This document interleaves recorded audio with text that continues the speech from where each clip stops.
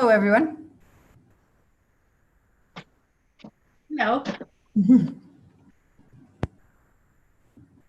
Long time no see. Exactly.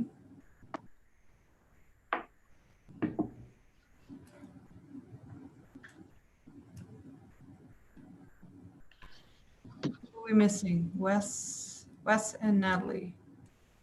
Because it's 2 o'clock. Natalie's turning her camera on. Wes, are you here?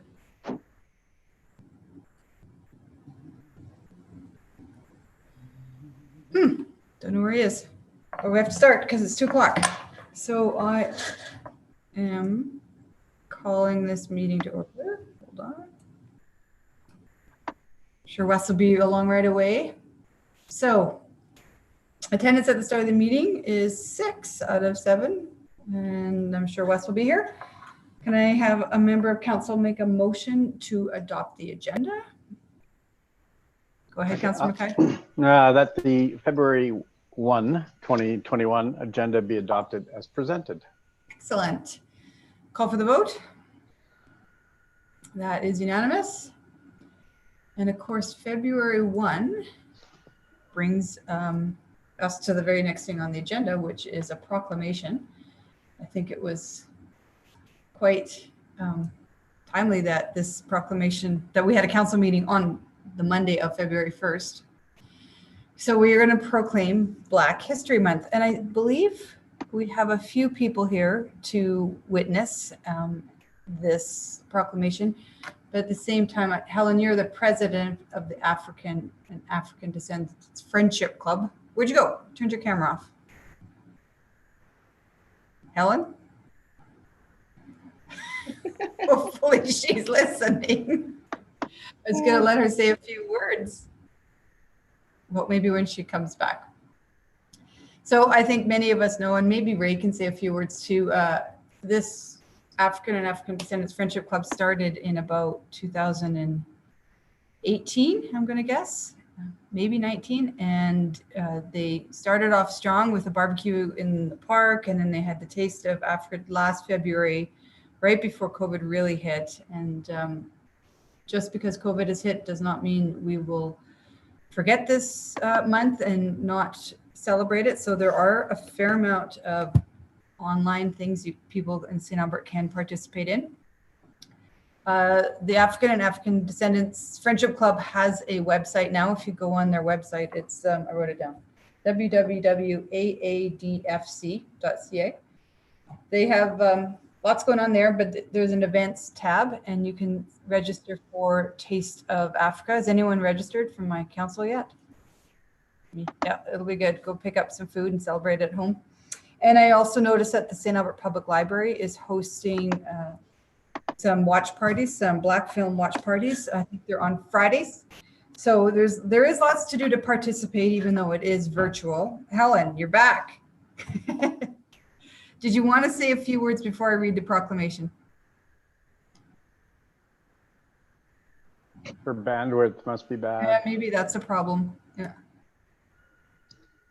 Okay, we'll try again in a minute. I'm going to read the proclamation, and then Ray, I hate putting this on you, but you are always welcome, especially in February, to say something. I know you've been a big part of this friendship club, so if you want to say a few words, I would love it from your perspectives. But why don't I read the proclamation first? Does that sound good? Okay. I lost it. Okay. Right here. So, whereas throughout its long history, St. Albert has been characterized and strengthened by its diverse and distinctive cultures. And whereas, from the time of its establishment, people of African descent have made significant contributions to the development and betterment of the city of St. Albert. And whereas the Black community continues to play a vital role within the social and cultural mosaic that is St. Albert. And whereas Black History Month was first recognized in Ontario, February 1993, marking the 200th anniversary of the passage of legislation prohibiting the importation of slaves into Upper Canada.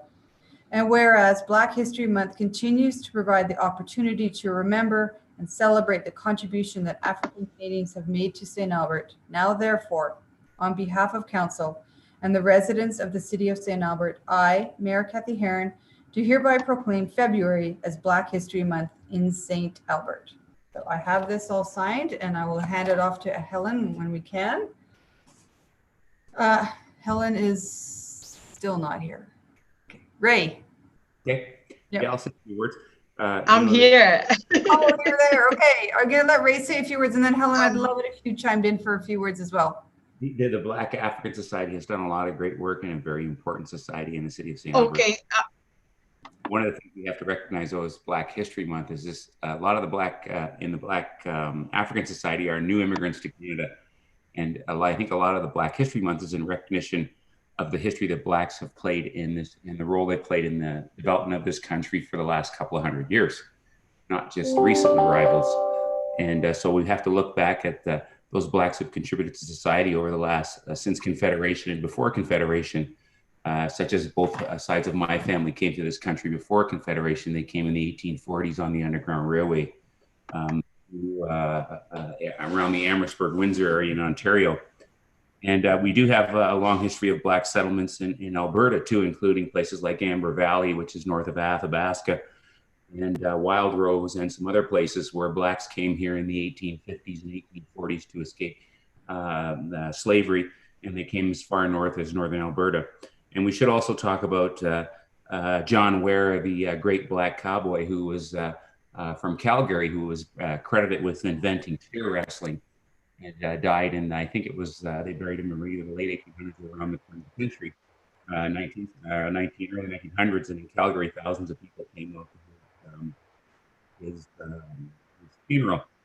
And, you know, in this time of all the racial strife in the U.S. and Black Lives Matters, I think it's just important to realize the contribution, like I say, that the minorities made to this country and have made, and sacrifices that they have made.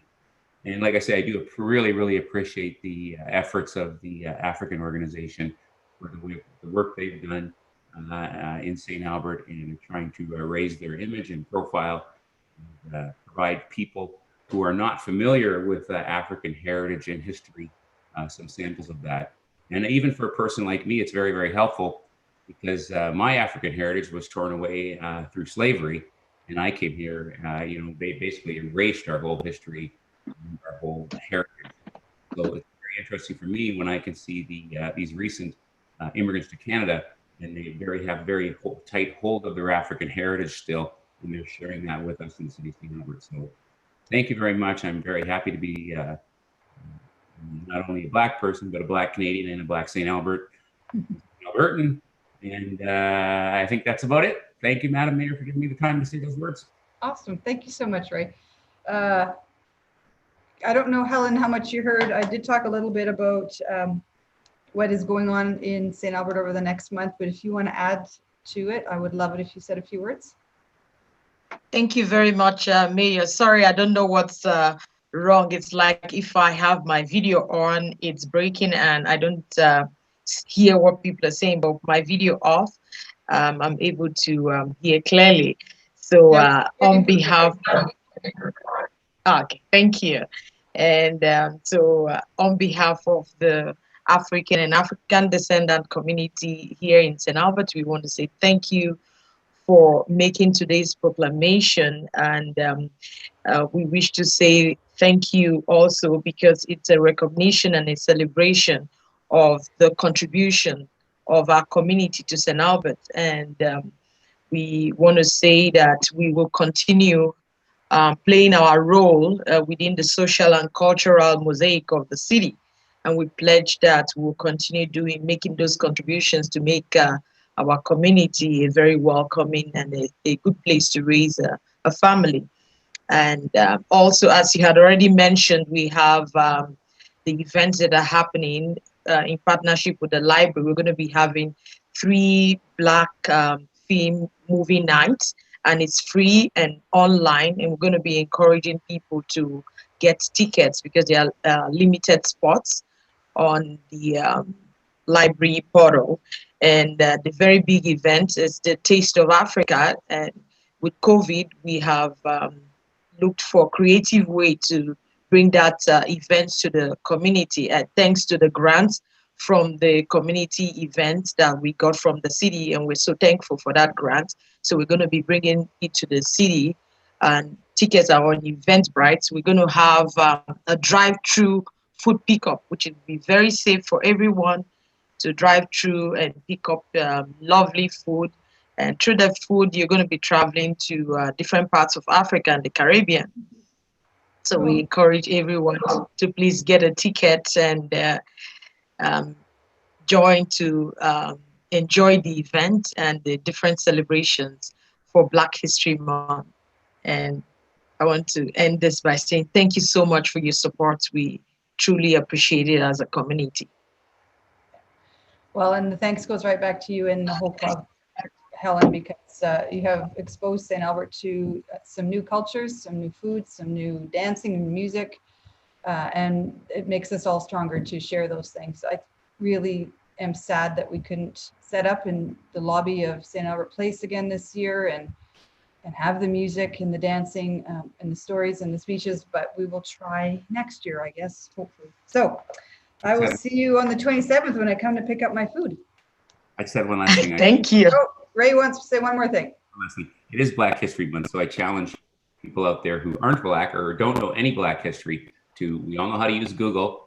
Go hit a Google search and look up some Black history in Alberta or in Canada, and maybe you can learn something about Black history. Thank you. Good idea. And maybe post it on social media and share what you learned. Start off with the Alvin D. McCurdy collection. You just Google Alvin D. McCurdy. That's my Uncle Al, and all of the history on our side of the family is on the Archives of Ontario website. So I just challenge you to learn a little Black history in the month. You get any royalties for that? Government of Ontario owns all- and my Uncle Al gave it to the Government of Ontario probably 25 years ago, because he had quite a collection of Black history, and they took the whole thing and put it on the Government of Ontario Archives website. So if you just Google Alvin D. collection in Black history, or just Alvin D. it comes up. Awesome. Okay, thank you again for joining us. We're going to move on with the agenda. We actually had another registered speaker, Troy Flannery from St. Albert Soccer, but he was unable to join us, so we'll try to reschedule that for another time. Is there any business arising from the proclamation on Black History Month? Seeing none, I'm moving on. We have a very short council meeting today, guys, because the big thing on our agenda is the review of technical study for long-term provision of new schools, and it's presented by our one and only Kevin Scoble. At least that's what it says on my agenda. Yeah, I think Adrian's going to do a better job of it than me. I can try it if you like, but we'll let Adrian. Hi, Adrian. Do you have a presentation for us? Not particularly, Mayor. This is just a standing annual item that we try to keep both council and the community publicly aware of what school sites are available within the city. There hasn't been change as far as the number of serviced shovel-ready school sites. That's still the Oakmont school site.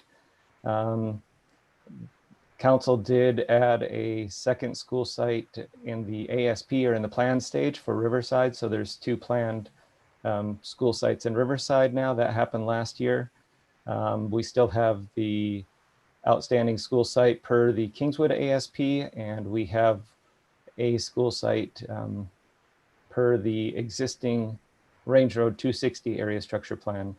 So again, not a lot has changed since the previous year's list, but it is publicly available now, and I'm just here to answer any questions if there are any. Okay. All right, Council. So we have till 2:30 because we have Alberta Health Services joining us at 2:30, and it's a separate Zoom call. You all have a separate Zoom invite. But let's see if we can, get through this in 15 minutes. If not, we can come back. Go ahead, Councillor Broadhead. Question about Oakmont? Yes, as a matter of fact. So just the process around managing sort of the ongoing vitality of land within our community. Has there been any progress around just establishing a protocol for land that has been designated for a school site, but doesn't appear to be in their plans for the foreseeable future? And how do we keep that land from literally being sterilized for decades, if you will? Thank you for that question, Councilor Broadhead. So we have had a number of discussions with the school site allocation committee, which consists of the superintendents of all three school districts within the city, about sites that seem to not be within their interest. In the particular case of Oakmont, that was a dedicated site. So until there is a shovel-ready site, we've been informed that there won't be.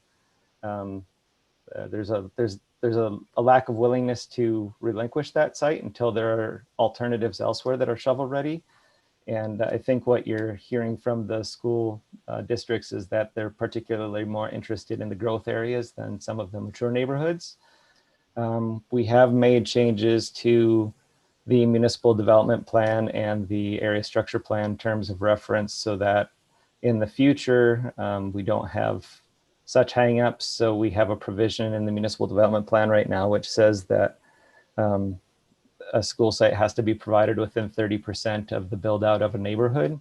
So in the case of Oakmont, you wouldn't see the whole neighborhood build out and not provide the school site. The same in Kingswood, you wouldn't see that neighborhood build out. You would get the school site or you wouldn't build out. So that's the one kind of big hammer that we have implemented right now to make sure that the community is being served with these school sites in more appropriate amount of time. Yeah, appreciate that. You know what, you learn as you go along, and appreciate the effort. It's unfortunate because as a counselor, I sort of feel like we're being held hostage, but that is a conversation for a different time. Anyway, thank you so much for that.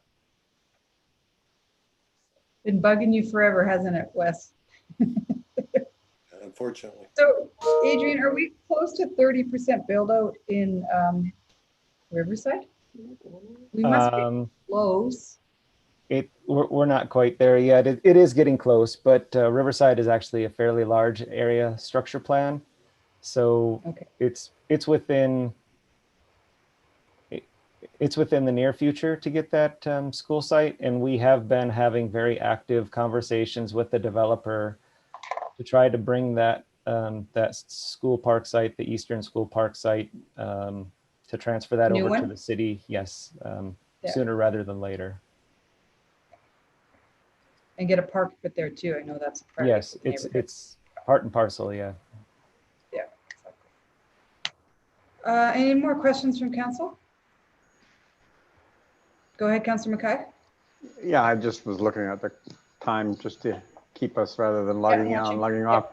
I guess it might be not a conversation for you, Adrian, but maybe Mr. Scoble in your involvement with the school board allocations. I mean, we just had a presentation where we would need 1.5 acres and you know, they looked at partnerships. Are you aware of any partnerships where we could actually maybe have with the school board around maybe some of our affordable housing needs or our senior housing needs along with the school? Is that even possible? Yeah. Well, I guess that would be a conversation to have as part of the, you know, the community amenities type site. If we're looking at a campus type development there, like I think that's certainly something council can put more thought into and have more discussions on as we advance that engagement this year and have discussions at the strategic retreat and things like that. Yeah, I just was trying to figure out ways to deal with Wes's dilemma of unlocking that land. And I mean, if we can come up with some sort of innovative joint partnership, maybe we can unlock it. That's certainly got potential as well, yeah. How big is that Oakmont site? Does anyone know? I think it says 3.3, doesn't it, Adrian? Oakmont is, the entirety of the Oakmont site is 6.47 hectares or about 16 acres. It's a big chunk of land. Yeah. Homeland only needed 1.5. Yeah. We could build a gondola base station across the river right there, land it there. Adrian, not at all mentioned in the backgrounder was the potential for a school site in Erin Ridge North. So both St. Albert and Sturgeon wrote letters of support to the province, saying that if they were willing to build, we would be willing to help out. Are you aware where the status of that is right now? Has Landrex come to the planning department looking to amend their area structure plan to include that school site? Landrex is still actively interested in that school site and that area structure plan. As you're aware, Sturgeon County has designated the city as the development authority for that quarter section where that school site would be. We've been having active conversations. There's a lot of process and there's a lot of questions that need to be answered along the way. And I think there's still, yeah, I'll just leave it at that for now. Okay. So that would be the potential of probably the newest school site that we could add to our inventory in the foreseeable future, right?